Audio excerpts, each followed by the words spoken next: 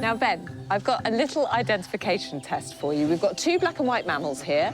One is a tree porcupine and the other one is a skunk. Which is which? I'm not that bad. The skunk is the smelly one. The porcupine is the prickly one.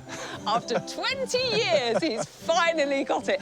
But there is an animal in the park that is having a bit of an identity crisis at the moment. Not only can it not identify other animals, it doesn't even know what itself is. Blimey, I'm not that bad. Oh, yeah, but this is an animal whose eye is bigger than his brain. Also in today's topsy-turvy episode, lions head for the treetops. Straight up there, it's like the most natural thing. They smear themselves up against the glass. How do you spring clean around two mucky giants? These fierce creatures, as keepers, we can't go in with them. And what have these girls been up to? So effectively taking guinea pig mugshots. Yeah, they've done nothing wrong, but yes.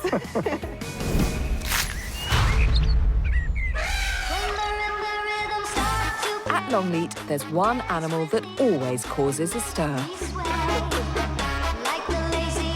The keepers have very mixed feelings about the ostriches. A bit like that. Ostriches aren't everyone's cup of tea here. No. The three females, 21-year-old Stacey, Do you mind? Thanks. and youngsters Echo and Delta, can't keep their beaks to themselves. But team manager Ryan still has a soft spot for the world's largest bird. I get how not everyone feels the same. Lead keeper Tina isn't their biggest fan. We butt heads sometimes about the ostrich. Go that way. Bye. They're a particular favourite of his. And while Ryan knows they're a little bit naughty, I know they're a pain in the bum to patrol.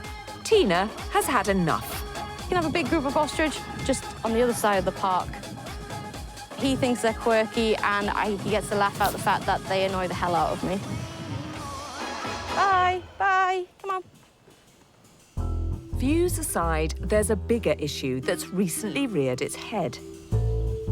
Last year, ostriches Blue, Delta and Echo arrived, and everyone thought they were a trio of lovely girls. But under all those feathers, Blue was a boy. And now this case of mistaken identity has developed into an identity crisis because Blue might think he's a zebra. In the last few weeks, we've noticed quite a change in Blue, the male. What he seems to be doing now is spending rather a lot of time with the zebra. For the first, few days, you think, well, OK, maybe he just wants to get a handle on the zebs. He's unsure of them, and he's just maybe pushing the zebra away from what he deems to be his girls, which, again, would be a perfectly normal and natural behaviour. And now we're certainly seeing the behaviour more as that he just wants to spend time with the zebra, which is problematic. Got a lovely herd of 12 zebras. If we had a stallion out here like we have previously, this won't be happening because there'll be two males coming in and the stallion will be protecting his females. And with no zebra stallion to cast him out, Blue is free to indulge his stripy fantasy. It's all very concerning for Ryan, who wants to see more ostrich chicks hatched in the park. But he's in the minority. Even the zebra mums seem cool with Blue switching species. This is unusual behaviour. So we got Blue stood behind one of the zebra foals. The zebra mums are very defensive of their foals. And for her to stand there not even bothering to look, again, is almost, it seems very accepting. I think there's two sides to this story. The zebra are not doing what I would have expected the zebra to do. I would have expected at least one or several of the herd members to kick him or even double barrel him. Tina has some theories as to what's going on in that bird brain. This is his first breeding season. He might just be seeing the biggest herd out here, this is my group. He might just not like the girls. We're not quite sure. He's just a bit of an oddity at the moment. And in a soap opera twist, Blue was seen mating with eldest ostrich Stacey just a few weeks ago. fatherhood awaits. These eggs only stand a chance of hatching if Blue takes on his dad duties and doesn't do a runner with the zebras again.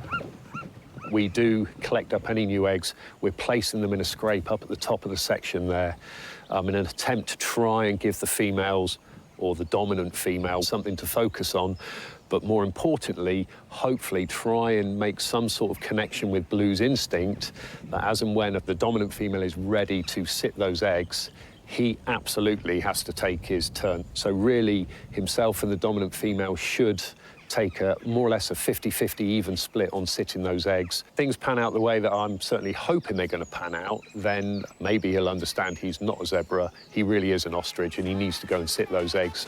This is not going to be an easy ride.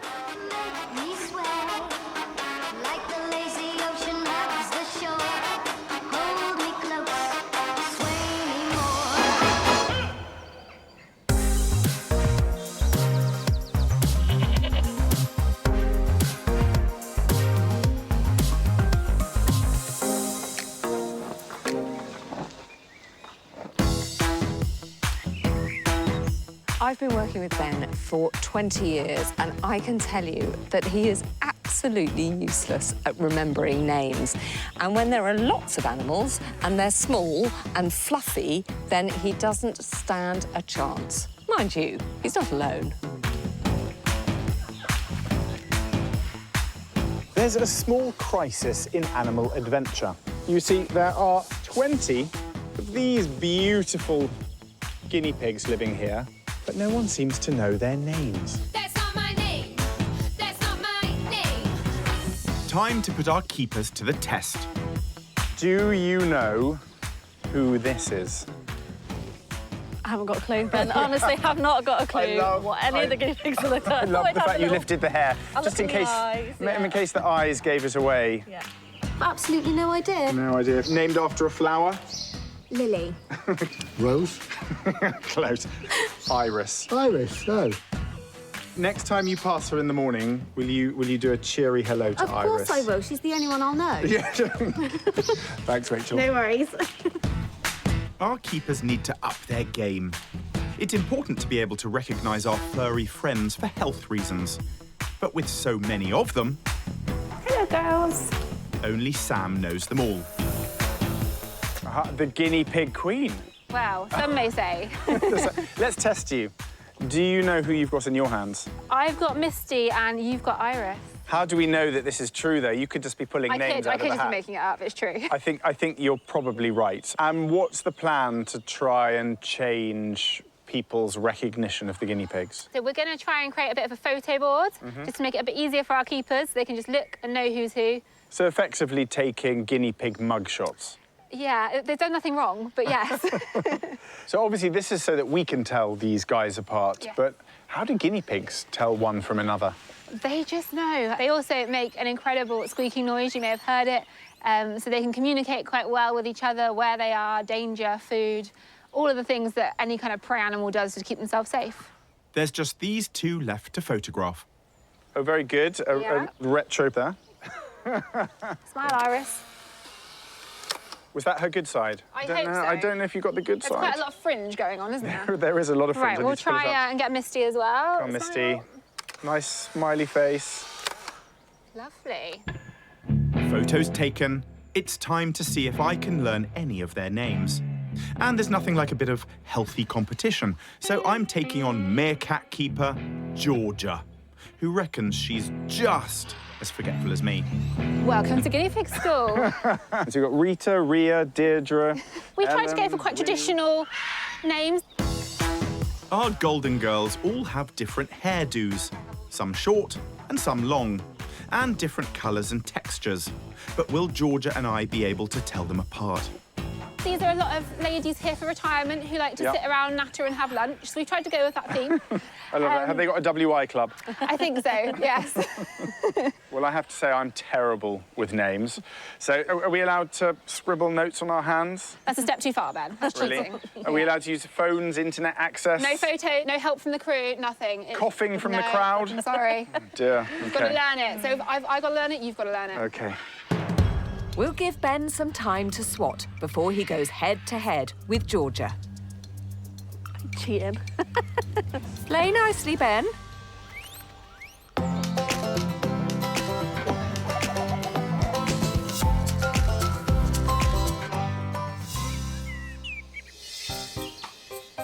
Whether it's Buster, the old man of the sea lion colony, or Preston, the hilarious six-banded armadillo, it's the animals with the most character that tend to be the most memorable. And none has more front than Innie, the giant otter.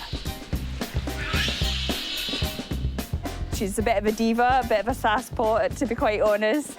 She'll scream for her food to make sure everybody knows that she's there. Never the shrinking Violet, she and her beau Gordito have kept James and the rest of the team on their toes for the last 12 months. Hey guys, how's it going? Hi.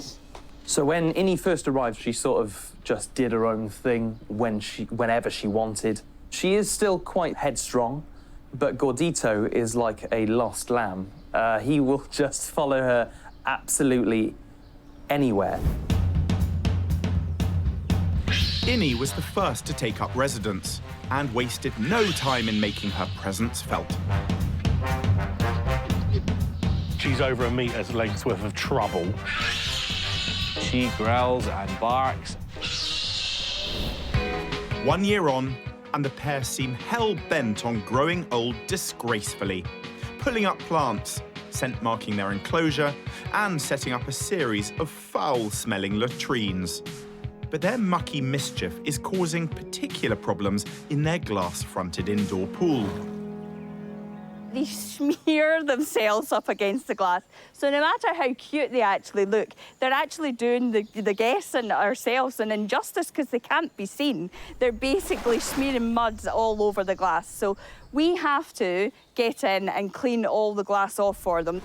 But these cute but yet fierce creatures, they're actually a Category 1 animal, which means they're like lions and tigers. As keepers, we can't go in with them. An urgent spring clean is needed for the well-being of the otters, and so guests can see them. But keepers can't do that safely with the current open-plan setup.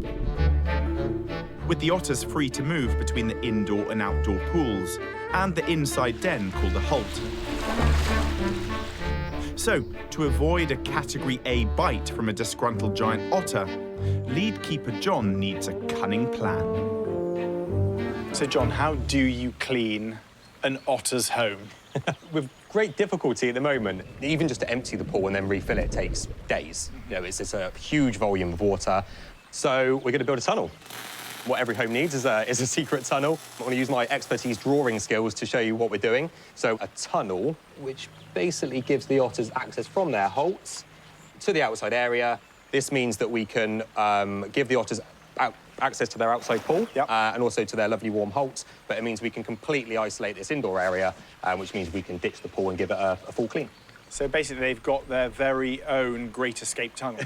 Pretty much, yes, pretty much. So they're a bit fussy. Obviously, probably the biggest diva of the entire park in Innie.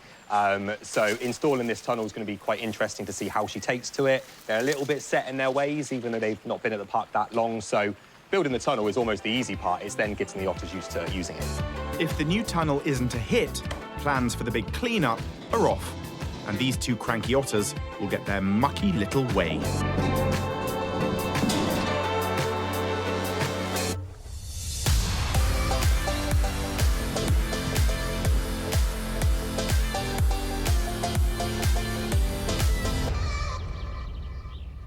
I'm with Caleb in Lion Country, and we've got a treat for Harry's Pride. This is new. Yeah, this is a new area we've opened up, part of their old enclosure. We've moved the fence back to incorporate some trees. Trees, hide. We're going to try and get the lions climb in and jumping up for the hide, just to work their muscles and things. So how do we get this up there? So you just grab some, and then you just throw it, basically, at the branch and hope that it sticks. So it's not the easiest thing in the world. Terrible thrower, Caleb. Yeah, that's good. That's going to be one that they'll have to jump for. So OK. Sometimes they don't get them, Do you reckon they jump for that? Some of them can jump 18 foot off the ground, like from they can clear, you know, their back feet will be 6 foot off the ground and they'll be jumping at the top of their stride as well, so. Right, should we jump in the Jeep? Let's go. Come on.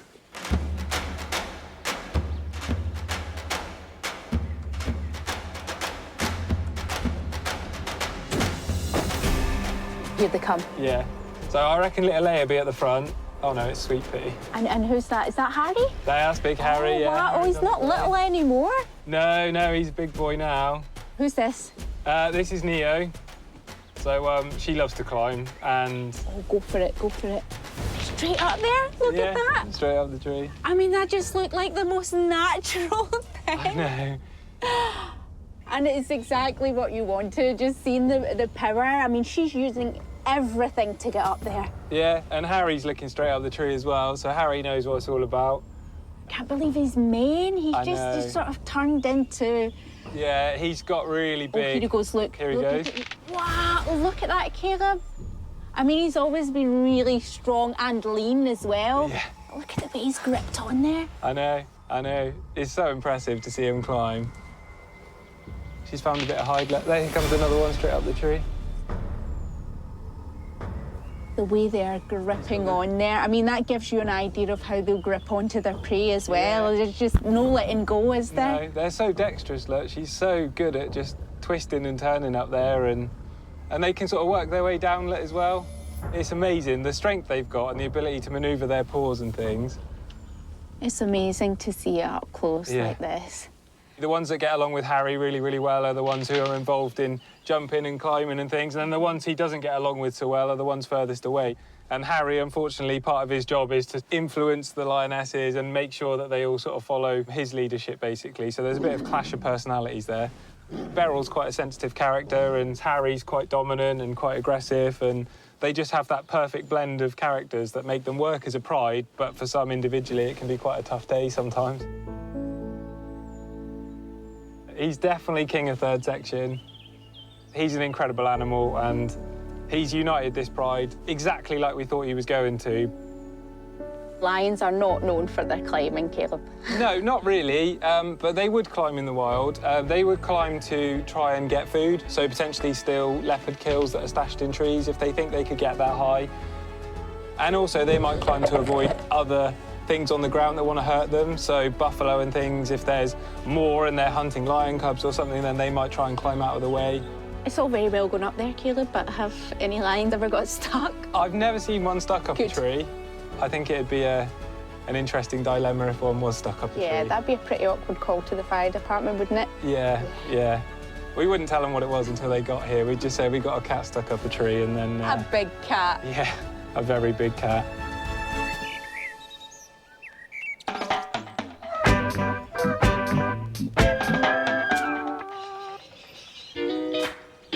Guinea pig section, we left Ben and Georgia trying to learn all 20 of their names. Are you ready for guinea pig challenge? Oh, I think so. What about you, Georgia? As much as I can be. We're going to test their memory on a handful of these cuties. And to ensure fair play, our runner, Beth, is keeping tabs on the score. Release the guinea pigs! I've always wanted to say that. First up, Dot. Quite distinctive. She's what we call a Rex, which is a different coat to all the others. I'm going to go with Joan. Georgia, any guesses? Pat. Her name is actually Dot, so you're not far off. Oh. So that's 0-0, I think. 0-0, OK. Next guinea pig. Oh, now I think... Ben, you should definitely recognise Iris. Iris, is that you? Wink if that's you. Any guesses, Georgia? I'll go with Iris as well. Well done, you've been paying attention. Yes. The lovely 1-1. Iris. Off you go, sweetheart. Thank you very much. Next up. I know, that's Iris. This is one of Iris's sisters, so I did want to make it a little bit trickier for you. I'm going to go with Petunia. Georgia, any thoughts? Janine. That's a name. I mean, both completely wrong, to be honest. This is Venus. Venus, that's But what she I does- meant. Off you go, sweetheart. Thank you very much. I remember this one, because the picture was awful. I think that this is Crazy Hair. Crazy Hair, Kate Humble. Ben. I'm going to go with Deirdre. She's done it. She's only done it. What? You sure you haven't been cheating? Let's see your hands. No ink on nothing there. on my hands. So we're halfway through, and it's 2-1 to Georgia. Oh.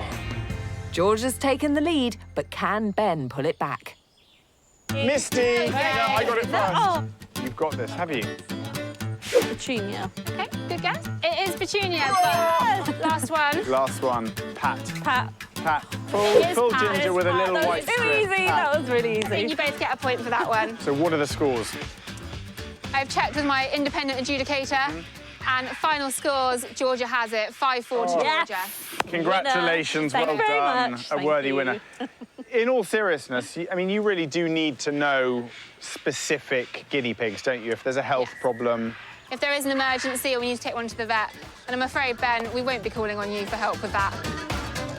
It's official. Ben is still hopeless with names. I'm heading up to the African Reserve to find out a little bit more about this ostrich with an identity crisis. Hi, George. Hi there, Kate. How are you doing? All right, but this situation is extraordinary, isn't it? It's an odd one, isn't it? So Blue, the ostrich, should really be called Stripes because he thinks he's a zebra. Do you have any theories as to why he might be behaving this way? I think Blue's just in that phase where he's trying to figure out what his place is. Trying to pick a team, if you will. But he's not completely lost the plot. Blue has been mating with the eldest female, Stacey, and more eggs have been found at the bottom and top gates of the African Reserve. We're keeping an eye on those hot spots to see if there's been any sort of egg laying overnight. OK, well, I always liked an Easter egg hunt as a kid, so do you want me to give you a hand this morning? Sounds perfect. If you head towards the bottom, I'll head at the top. I'll leap in, I'll let you know if I find anything. Okay, fingers crossed. Good luck. We're on a mission to find these eggs. And to see if Blue will rise to the challenge and help Stacey incubate them. The eggs shouldn't be too difficult to spot, as they're 15 centimetres in diameter and can weigh up to 1.3 kilos. Now that looks like something. I would say we have an egg. George, this is Kate. Come in, Kate. I think I found the golden egg. Amazing. I'm on my way. Who's this? This is Echo. Hello, Echo. Hello. So might this be her egg and she's feeling a little bit protective of it? Potentially, she's not sort of demonstrating any sort of aggressive behaviour. OK. And this is one of Stacey's preferred spots, so I think it's probably more likely one of hers. What we'll do is we'll pick them up of where we find them in the morning. Yeah. And we'll pop a date on them just so we can keep account of them, make sure they're fresh, and then we have an idea of how long they've been laying for. Yeah. And then we'll pop them up at the top there in the hope of trying to encourage some natural behaviour and sort of nesting behaviours. But isn't the problem with... While Blue likes zebras, Echo seems to love our cameraman. I think she's flirting with you. She seems pretty keen. Echo, what do you think? Is he handsome? Is he? Ooh, she's... Look at her, she's being very coquettish. Can we go up and have a close look at it? Wow. Here we are. It's quite a thing, isn't it? Can I pick it up? Of course you can. Oh, it is melon weight and sized, isn't it? It is. So they're the largest eggs in the world, an ostrich egg. It's a good shape, it's Yeah. solid, which is a good sign of health. If you'd like to give me a hand, we can sort of take it back up to the top, pop a date on it, and go from there. Fantastic. All right, well, can I be entrusted... Ow! She doesn't think No, so. Can I be entrusted, Echo, It's her you need to ask. with this egg? What do you think? Right, I'm heading off. Bye. See ya. Egg in hand, the next phase is to put it with the others in an attempt to encourage both Stacey and Blue to sit on them.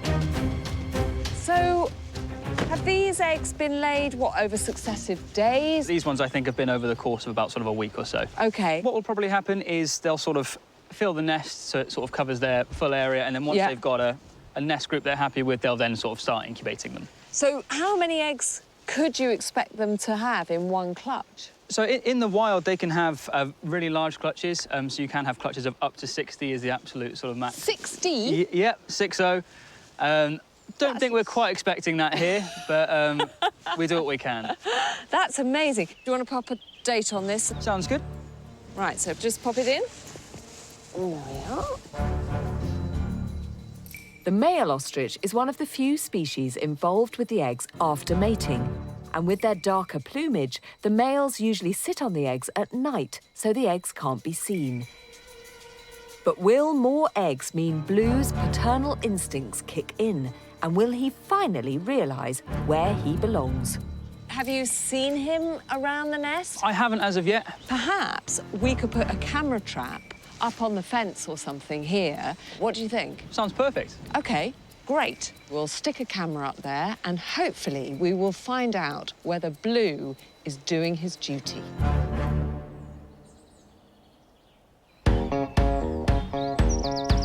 In Animal Adventure, Keeper James is dealing with the park's most charismatic and cantankerous creature.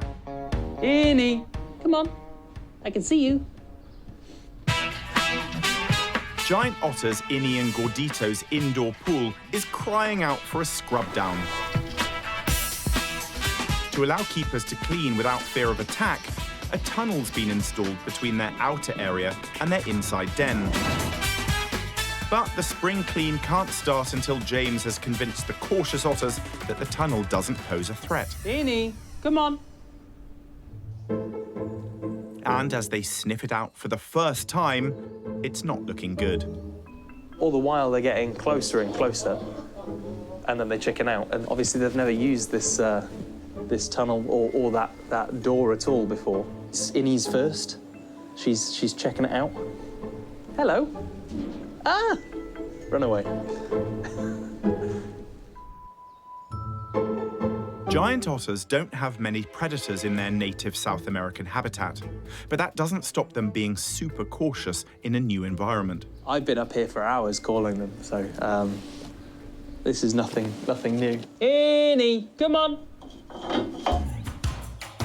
But as soon as James leaves them to it, the cheeky troublemakers are in like a flash. Typical of this pair of divas. It's just Murphy's Law that as soon as we get down here, they're gone. They're inside. Clearly, they don't trust me as much as I thought they did. So, never mind. We'll work on that. With the otters using the tunnel, work can start on the big pool cleanup. But first, it must be drained. This is our pump room. This is where all the magic happens just for the otters. So what we're going to be doing is changing a few valves, closing a few things off, and just dumping the pool. It will take a couple of days to gradually drain the pool's 180,000 litres of water. But in a further complication, the pump also empties a smaller pool next door, which is home to hundreds of fish. They'll need to ship out to a temporary holding tank during the spring clean. And James has roped Alessandra in for the large-scale operation. Roughly have between 300 and 400 fish in here. We need to catch all of them today. If I was a betting man, I'd probably say this is going to take an hour. Stop your messing around. Better think of your future. They're hiding in the rocks. Yeah, I'm just going for the nice, easy ones so far. After 45 minutes of netting, James's strategy isn't exactly paying off. I think we've got about 80 fish in total. Still quite a few to go. Maybe it might be longer than an hour. Maybe. There's thousands down there.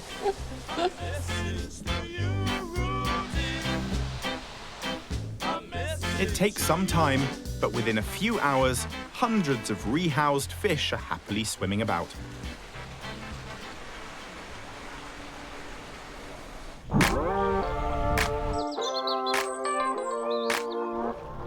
And after a few days of pumping, The pool is finally drained. Now Keeper Chris has the stinky job of cleaning it for the 2 mucky otters.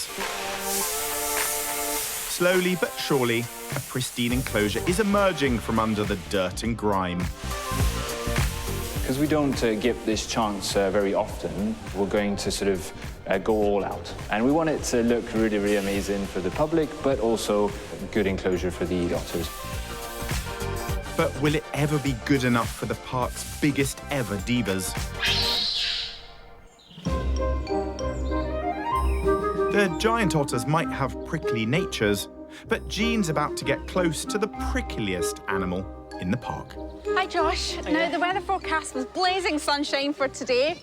It's not quite happened yet, but nonetheless, I've brought a nice, cool treat for Parsnip. Oh, fantastic. Where is she? So she's just down on the ground. Looking not much of a lovely. tree porcupine. Yeah, she's a tree porcupine, yet she's on the ground. She gets on well with the skunk, so she goes down to play with him and to interact with him. And what should I do with this? If I put it down, do you think she'll have a go? She should probably go right for it, yeah. I mean, there's nothing nicer than having an ice-cold treat on a sunny day. So hopefully the sun will come out for you. And is that important for her? Does she like to keep cool? So, especially when it gets really, really hot, she does tend to overheat a little bit because of all of her fluffy fur. Yeah, she is really furry under So there. it is important for them to keep cool. Now, she's got a friend to hang out with in here with the Cecil, but I hear that you're looking for a bit of a companion for her, is that right? That is right, yeah. We are hoping to get a boyfriend in for her, a male porcupine. So she'll have some company from her own species as well as the skunk. Look, well, we've been talking. There she is, up the tree. She tends to spend most of her day up here, actually. It's only rarely she comes down. And now that she's up there, should we give her a little bit of this? Yeah, definitely. What have you got in there, So Josh? this is Trio Munch. It's loads of compressed fruit, basically. This is her absolute favourite, even more than sweet potato. So hopefully she would want some. Ah, nice sweet treat in there for you. Snip, I'll take it out. Can I put it there for you? There you go. There you go. Good girl. And like her other porcupine, there's big teeth inside there, isn't there? Absolutely massive incisors, yep. Because she's a rodent, they never stop growing, so they need to constantly be chewing or gnawing or just using them in general to make sure they don't go too long.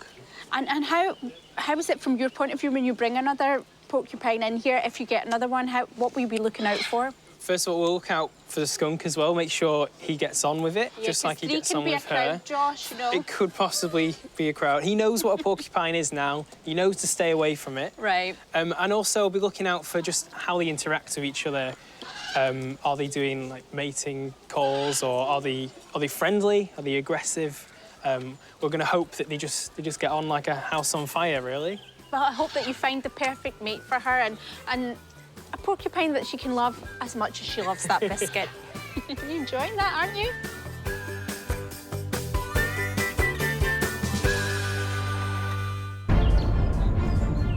Now back to Blue, the ostrich who thinks he's a zebra. We put up a camera trap to see if we could find out what our confused little boy is getting up to after dark. This is the evidence. I'm off to take a gander with Keeper George. Fingers crossed, we see male ostrich Blue finally sharing parental duties with Stacey. At the moment, rather marvellously, we're seeing one of the females. Can you tell who that is? That looks like Stacey to me. It's really encouraging. I was sort of hoping to see some of this behaviour, but wasn't expecting to. She normally sort of has a little sniff at it when it's first laid and then sort of wanders off and does her own thing. So it's really exciting to see.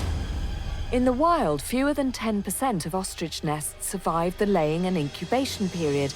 And with our inexperienced birds, 4 eggs are down to 2. When she got up then, it did look like she was moving the eggs around. Exactly. They're making sure it's in the best spot for them. And also, you know, what would happen in the wild is the dominant female, which in this case would be Stacey, sort of lays her eggs in the middle of the nest, so then she gets the best coverage. Oh, really? And then she'll push the less dominant hen's eggs out to the side, which then means, you know, they're more susceptible to predators and the weather changes. Wow, That is extraordinary. I had no idea that that happened. It's lovely to see her being, you know, well, as you say, so maternal, properly protective. Now, what's going on here? So Blue's just come in the Blue's frame. come in? So he's chased her off the eggs. So it'd be interesting to see here if he's actually going to step up and sit on them or just peck around. So do you think that he is basically saying, right, it's my turn, this is my shift? In theory, that's what we'd like to see. George, you're not sounding very sure. He's not giving me great signs. He's not even looking at the eggs, actually, is he? No. As keepers feared, Blue's not actively seeking out the nest. He's more interested in the zebras. Oh, come on, Blue. They're right there. Not even the right way. Not even looking in the right close. direction. Not even close. But that's not all our camera trap has exposed. There's some unnerving behaviour from rival female Echo. She's sort of just investigating it. You can see there's sort of natural instincts there, but taking it away from the nest is probably not. She has, yeah, she's actually rolled it out of the nest, and now it's just rolling down the hill. There it goes. And we've got Blue lurking in the background, is it? Or... Yeah, Blue's coming over to see what's going on. He's coming out. He chases her off as well. So it's almost like he doesn't want the females anywhere near the nest. No, that is a bit odd. He's having a little sort of... He's investigating it at the minute. I'm having sort of a little bit of a peck around. Pecking it? Could he finally be demonstrating some protective parental instinct? And he hasn't He doesn't look that bothered.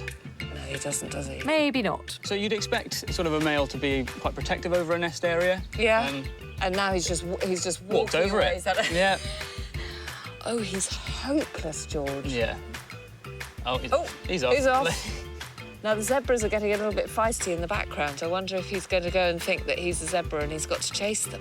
That's sort of what it looks like. Oh, dear. That wasn't quite what any of us were hoping for. No, unfortunately not. I think they deserve better. You deserve better, don't you, girls? They do.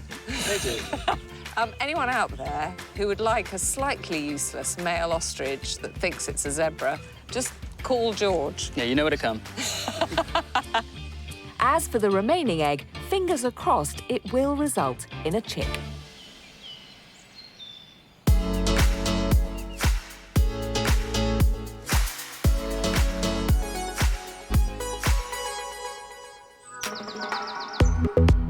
For the last 2 weeks, keepers have been busy washing the mucky tank of picky giant otters, Innie and Gordito. Well, I am now firmly behind the scenes. We're in the otter enclosure. It almost smells clean, almost. A little bit of eau d'otter.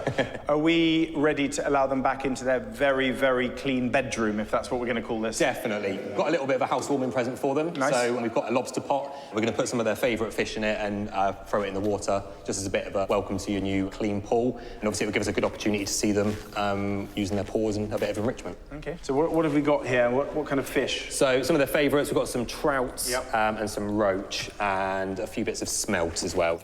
These guys can eat an impressive 3 kilograms of fish a day.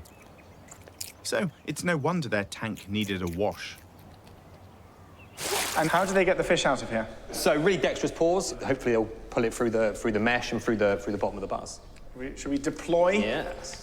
The smell here is changing by the minute, and I don't think it's you, and it's definitely not me. OK. On 3. 1, 2, 3. There she goes. Hopefully she lands the right way up. Right, should we go to the other side and let them out? Yeah, definitely. Who's likely to come in first? I would say Innie. Innie? Yeah. Normally leading the way, yeah. Who is that? We've got Innie, followed by Gordito. And Gordito, they're pretty excited. Yeah. OK, where are they? Are they going to come and find their fish? There she goes, straight in. A little fish has come out. Is she going to take that? Oh, look at that. Now, how are they going to get those other ones? What's Gordito going to do? So, I mean, Innie got quite an easy one there. I think one was poking out a little bit. So they've gone for the easier options first. Gordito can be a little bit cheeky sometimes. He'll let Innie do a lot of the hard work, and then he basically gets the odd one that Innie might have dropped by accident. Is there a hierarchy between the two of them? She's definitely the boss. She gets the best fish. She gets first choice of fish in the morning. They're moving the whole lobster pot around to get better access. It's really interesting seeing the different techniques because they are trying to get it through the netting and through the mesh, but part of me wouldn't be surprised if frustration takes over and a bit of brute strength starts to kick in. How would they hunt in the wild? So an incredible predator. They live in big family groups of about 10. And, you know, they're formidable animals, huge, great big strong creatures. You know, they've been seen hunting caiman, fighting off jaguar, you know, who can see a weaker otter and try and pick one off. They're really, really social. They look after each other. Giant otters have very few predators, but they will ferociously defend their habitat. It's not surprising they've earned the nickname river wolves. You can really see those webbed feet as they make turns underwater. It's beautiful, isn't it? Just almost pirouetting, and again, the tail acting as to steer and to keep almost treading water for them as well. And they're just moving that around almost effortlessly. Are they working as a team? I'm not convinced there's much teamwork going on. Looks like they stay under for about 60 seconds or so before they need to come up for air. Yeah, and they're almost tag teaming it a little bit. One of them goes up for air, the other one carries on, and they are... Oh, we got one. We got one. Oh, look at that. See, perseverance pays off. It's almost the perfect level of challenge for them because you don't want to make it impossible. At the end of the day, they have to eat, so they do need to get the food out of it. So this has been a really good challenge for them. Well, John, you've done a great job cleaning it. I think you're going to be back in there sooner rather than later. Try and keep your room tidy, guys.